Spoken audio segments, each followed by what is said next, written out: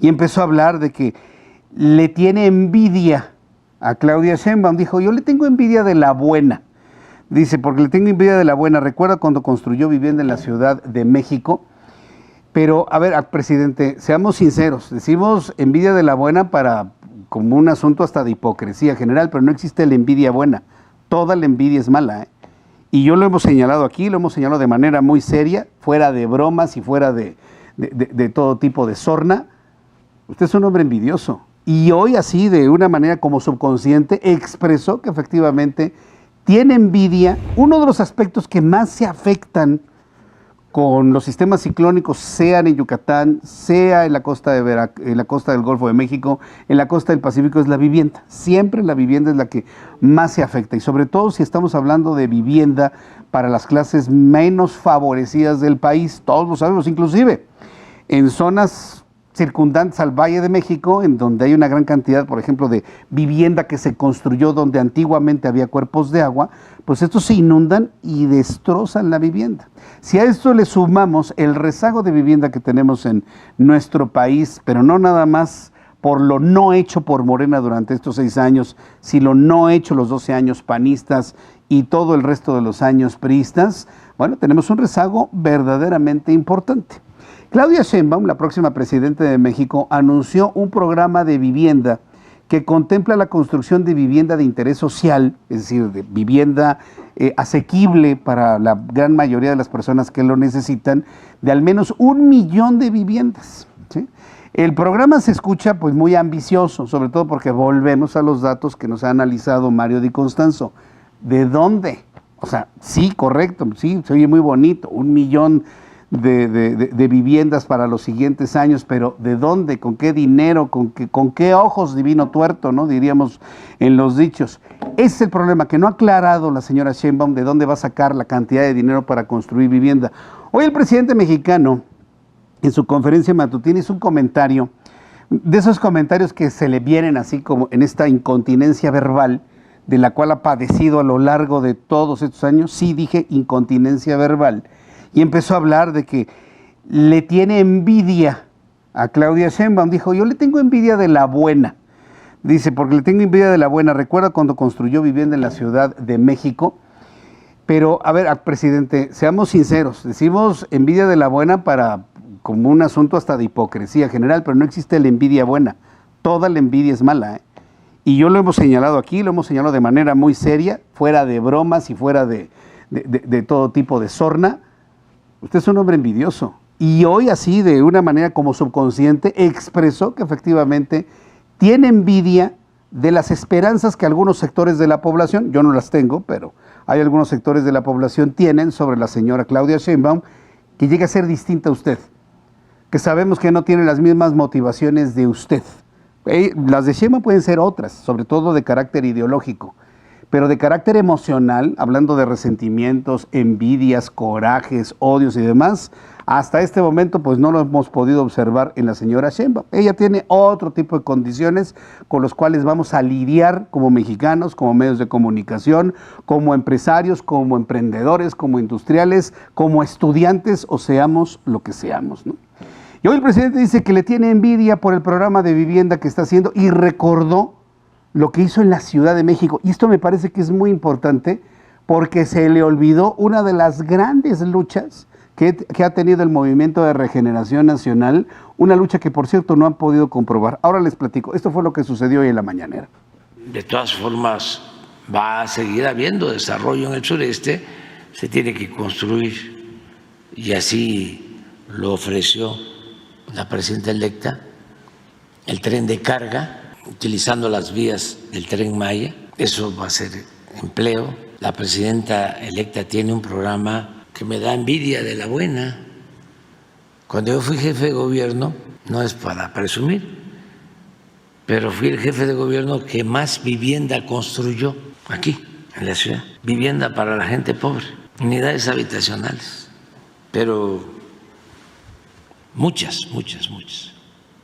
¿Saben que construíamos unidades habitacionales y se le daba a los pobres un departamento de 60, 70 metros cuadrados? Después los del Infonavit, en la época del auge neoliberal y construcción de vivienda, llegaron a ser departamentos de 30 metros cuadrados, huevitos. Pero estos de 60, 70 que hacíamos aquí en la ciudad, y eso lo pueden constatar, se les daba en crédito en 120,000 pesos a pagar en 25 años. Eso nunca se había hecho en la ciudad. Pero no hicimos muchas viviendas como se hicieron proporcionalmente cuando fui jefe de gobierno. Eso no es cierto, es una mentira redonda. Y muchas personas que, como Basilia Loar, dice, qué mentira. Claro que es una mentira. Él no hizo vivienda. Dio las condiciones y dio las órdenes a través de bandos en la Ciudad de México. Hubo 20 bandos. Que los bandos son una especie como de ordenamientos de la Ciudad de México, de esa manera antigua. Y había un bando 2 para la construcción de vivienda. Pero que él haya hecho con recursos de la Ciudad de México, eso no es cierto, ¿eh? Eso es mentira. ¿Saben cuál era la práctica? Invadían terrenos no reclamados, y ahí el INVI construía, como él dice, unos huevitos con una calidad ínfima. Hoy esos edificios, esos departamentos, o se están hundiendo, o tienen filtraciones, o ya se les despegaron todos los pisos de plástico. Se hizo vivienda, como se llama, de interés social, insisto, barata, de mala calidad, y hoy están padeciendo lo peor, pero es vivienda de terrenos que se hicieron para sí mismos, o que los expropiaron, o que los invadieron. Algunos integrantes del entonces PRD se metían a un terreno, se quedaban a vivir 5 años, luego promovían un juicio que se conoce como de usucapión para poder declarar junto con los vecinos, sí, yo he vivido aquí 5 años y no he tenido ningún tipo de problema, y entonces pues ya a través de juicio un notario podía otorgar las escrituras en favor de quien había vivido durante esos 5 años ahí. Esa es la estrategia, hombre, por el amor de Dios. Esa es una de las grandes ventajas por las cuales quienes damos noticias y quienes encabezamos una serie de análisis informativos a lo largo de todos los años, pues no podemos perder memoria. ¿Habló de los bandos? Claro que no habló de los bandos. Y se le olvidó en ese comentario a Andrés Manuel López Obrador, se le olvidó una de las grandes luchas de su movimiento. Una de las grandes mentiras que se instituyeron en la Ciudad de México, por lo cual hay analistas que insisten que finalmente le afectó a un Santiago Taboada para no ganar la jefatura de gobierno de la Ciudad de México. Estoy hablando del famoso cartel inmobiliario. ¿Quién era finalmente el cartel inmobiliario? Pues el gobierno de izquierda de la Ciudad de México, por el amor de Dios. Fue López Obrador cuando fue jefe de gobierno, y prácticamente inmediatamente después de haber asumido como jefe de gobierno en el año 2000, cuando emitió sus bandos, fueron como 20 bandos aproximadamente, pero el que más resaltó, sin duda alguna, fue el bando número 2, en donde, fíjense lo interesante, el bando número 2 de la Ciudad de México proponía el repoblamiento de alcaldías, bueno, hoy alcaldías, en ese entonces eran delegaciones, de la delegación Benito Juárez, de la delegación Cuauhtémoc, de la Miguel Hidalgo y de la Venustiano Carranza. Ese era el objetivo. A partir de ese entonces, seguramente ustedes vieron cómo en calles aledañas al centro histórico, por ejemplo, Luis Moya, Avenida Juárez, la calle de López, y toda esa zona que tenía antiguos edificios, algunos fueron derruidos, otros fueron remodelados, otros fueron construidos para atender las órdenes del bando número 2, esto en la alcaldía Cuauhtémoc. En el caso de Benito Juárez, ahí fue un caso verdaderamente excepcional, porque colonias como Narvarte, Vertis Narvarte, Letrán Valle, del Valle Norte, la colonia San Simón, Américas Unidas, se los digo porque yo estuve en ese momento en el análisis de la aplicación del bando 2 hace 20, híjole, ya suena mucho, ¿verdad? Hace 24 años. 24, 23, 22 años a lo largo de su administración, y vimos cómo por órdenes del gobierno de la Ciudad de México, desarrolladores tuvieron facilidades para poder construir vivienda de una calidad aceptable, vivienda de interés social, de interés medio, de calidad aceptable, para repoblar estas colonias y lograr una homogeneidad en la presencia, en la habitación en la Ciudad de México. La Universidad Autónoma Metropolitana, tampoco se los dijo hoy en la mañana Andrés Manuel López Obrador, hizo un análisis de cuáles fueron los efectos de los bandos de los cuales no habló el día de hoy. ¿Sí? Y uno de los efectos que tuvo el bando número 2 para construir vivienda en estas delegaciones, Benito Juárez, Miguel Hidalgo, Venustiano Carranza y Cuauhtémoc, fue el encarecimiento de la vivienda. Por lo tanto, ¿de dónde empezó el incremento en el precio de la vivienda? En la administración de López Obrador cuando fue jefe de gobierno, no fue después, señores. La Ciudad de México está gobernada por la izquierda desde 1997. Y han sido ellos, con sus políticas, los bandos y otro tipo de acciones, los que han encarecido la vivienda en la Ciudad de México. Es mentira de que si fue un desarrollador, que si fueron los panistas, que si fue la alcaldía Benito Juárez. Eso no es cierto. Todo empezó con el bando número 2 en la Ciudad de México. Ahí empezó todo.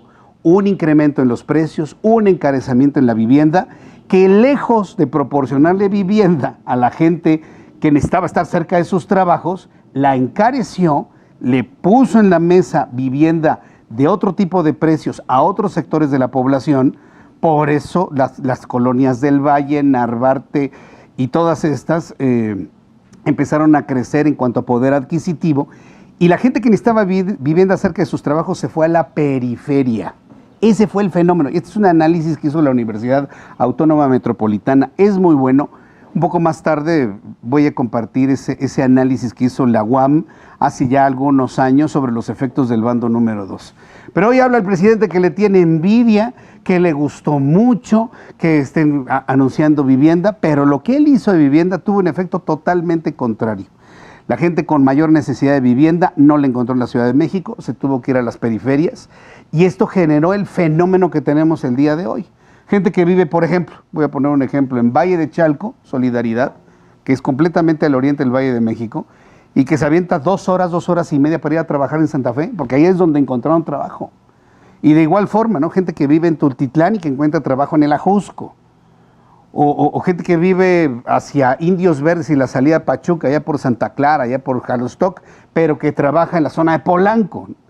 Ese fenómeno de tener el trabajo lejos se generó precisamente con los famosos bandos del entonces jefe de gobierno, ahora presidente saliente, sí, ya se va, presidente saliente Andrés Manuel López Obrador. Me dice Vicky Sevilla, siempre quisieron expropiar terrenos y casas. Bueno, te voy a decir una cosa, existía la percepción, ven que dice López Obrador, le dábamos vivienda de 60 metros a la gente más pobre, ¿no? Como lo que les digo, ¿no? Ay, qué bueno es López Obrador, ay, qué bondadoso, qué corazón tan grande, no le cabe en el pecho. Mentiras, absolutamente mentiras. Existía en ese entonces la idea de que si había activistas en el PRD, hoy son activistas en Morena. En ese entonces había un activismo en el PRD, como ahora podrían ser, por ejemplo, los borregos de la nación, exactamente en la misma línea, que si hacían un buen trabajo y había varias personas que los apoyaban, les iban a regalar un departamento. Y lo sé porque un familiar mío me decía, yo voy a meterme al PRD porque si logro juntar tanta gente, me van a regalar un departamento. Ni juntó la gente, ni le regalaron ningún departamento. También trabajaban con la ilusión, con la zanahoria enfrente. Mira, si tú me ayudas en esto, te voy a regalar un departamentito. Y así trabajó en ese entonces el PRD y ahora el Movimiento de Regeneración Nacional. Hay que decirlo como es, lo que sucedió objetivamente, inclusive hasta las experiencias personales como la que le estoy compartiendo en este momento. Ali Orozco, de eso de que se tiene que hablar de las marranadas que ha hecho el Cacas y el Morenaco, no de lo que dicen todos los días. José González, la voz del maligno, hipócrita, farsante, protege a este ampón mapache maligno. Estás enojado, ¿verdad, José? Elvira Rodríguez, eso sí es cierto, yo trabajo en la Narvarte y vivo en Tecámac, 2 horas y media, si bien nos va, sí, es un fenómeno irresoluble en este momento. A ver, porque dele usted vivienda a un precio justo o accesible para algunas personas cerca de sus trabajos. A ver, todos los que viven en Polanco vivan alrededor, a ver, imposible. Y en las colonias donde pudiese haber, está totalmente saturado, está completamente lleno. Minerva Romero, que les haga casas a todos los que perdieron sus casas de cartón en Ciudad Neza, que Delfina los atienda ya. Nada, si te dijera que todavía hay campamentos del terremoto de 1985, todavía hay campamentos de 1985, obviamente hay campamentos todavía del terremoto de 2017, hay personas que apenas el día de hoy están reconstruyendo su vivienda, reconstruyendo su edificio del terremoto de 2017, estamos hablando de se van a cumplir 7 años de aquel tremendo terremoto del 19 de septiembre del 17, y apenas están construyendo los edificios. Hay un caso muy, muy emblemático, esta zona de la del Valle Norte, ahí en la calle de Morena y Nicolás San Juan, donde apenas empezaron a construir el edificio en enero de este año. Ya estamos a la mitad del año y apenas va a la mitad. Sigue en obra, pues ya casi gris. Dice XZ, pues yo sí soy envidiosa. Le tengo envidia a Jesús Martín, que según dice que tiene vacas flacas y se va de vacaciones al otro lado del charco. ¿Cómo le hace? Aguas, la UIF te puede investigar. ¿Sabes cómo le hice? Pues finalmente encontré unas promociones de unos vuelos bien baratos. Porque también lo hay, cuando tú le buscas encuentras las cosas bien baratas y llegamos a casa de familiares y de amigos. Así que no creas que vamos con una caravana faraónica, no, en absoluto, ¿no?